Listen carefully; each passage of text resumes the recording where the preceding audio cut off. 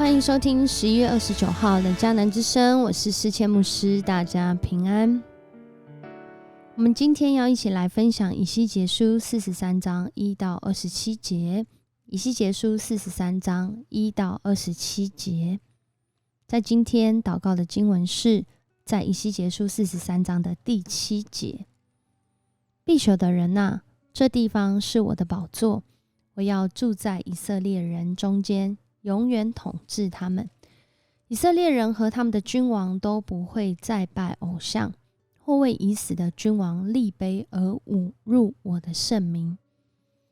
这是上帝的话临到先知以西结。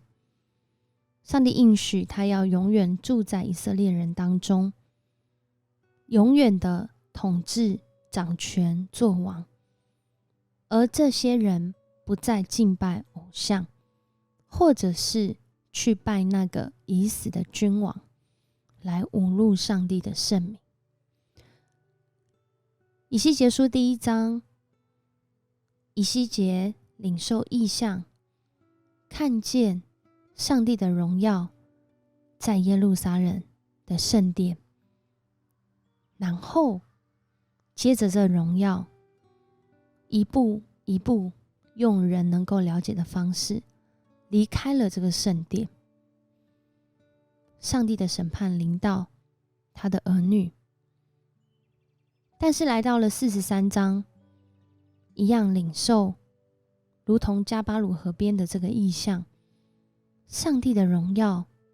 同在在那个地方，却带领了以西结在这个上帝亲自让以西结看到的新的圣殿里面，他把以西结带到内院当中。接下来要经历什么样的事呢？就是上帝的荣耀要重新回到这个人能够认识上帝同在的记号圣殿当中。在这里我们看见上帝真的是守约信实的上帝。他在这里说到，若是这些以色列家他们为自己的罪孽惭愧，他们为自己所行的一切事悔改，上帝告诉以西结要将这个新的耶路撒冷圣殿，它的规模、样式、一切的形状、出入口、典章、礼仪、法则，要指示他们，使他们遵照着这个圣殿的一切规模、典章去行。而这个法则是这样的：这个圣殿要盖在山顶上，四围的全界呢要称为至圣，这是圣殿的法则。这意味着这个圣殿要再次被洁净。上帝亲自用当时以色列人们能够理解的方式表达一个记号，是上帝要再次与他们同在。而这记号就是透过圣殿的这些礼仪、这些敬拜方式的表达，上帝的同在要重新回到这个地方，让人与他居住在一起。而这一段经文很清楚的让人看见了，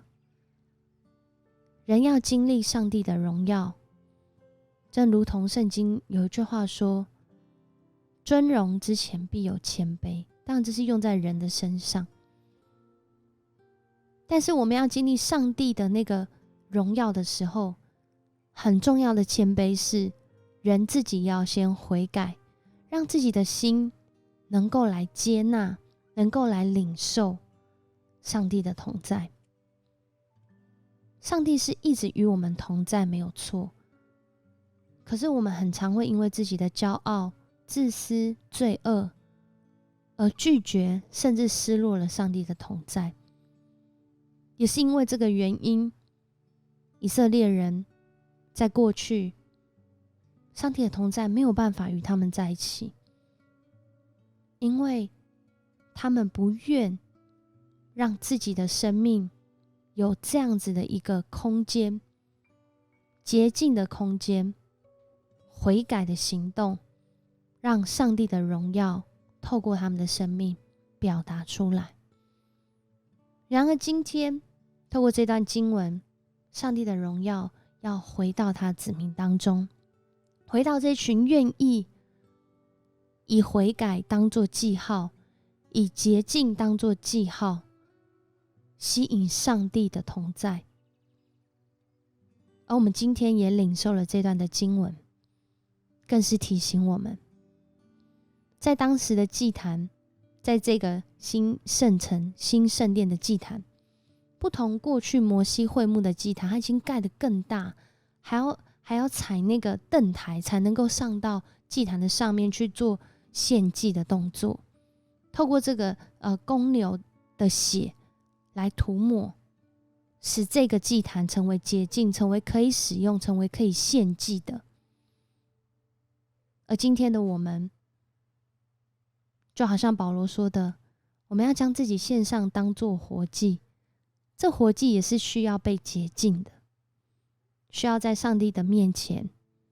是合他心意的。也透过这些祭物，也透过这些礼仪，也透过这些记号，叫人看见我们是属上帝的子民。而在旧约，上帝透过圣殿让人认识他的荣耀同在。这也提醒我们，今日的我们透过什么让人经历他的荣耀呢？是教会生活吗？是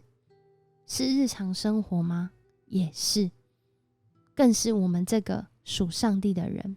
活出属于他的记号。我们一起来祷告。感谢赞美主，天父上帝，谢谢你爱我们，你不放弃我们，即使我们曾犯罪，我们曾自私，我们曾为自己的益处而远离了你，你仍然愿意给我们再一次的机会，如同今天以西结他领受异象，你的荣耀同在回来了。不仅是回到这个旧约异象中领受的这个新圣殿，更是回到我们的生命当中。当我们愿意悔改，洁净自己归向你的时候，主啊，你愿意与我们同在，你愿意让我们经历你的荣耀，甚至你愿意为我们付上代价。你透过你的儿子耶稣基督为我们死，付上这一次而永远的祭，让我们得着救赎。主啊，我们真的是要持守这重价的恩典，叫你的名为圣，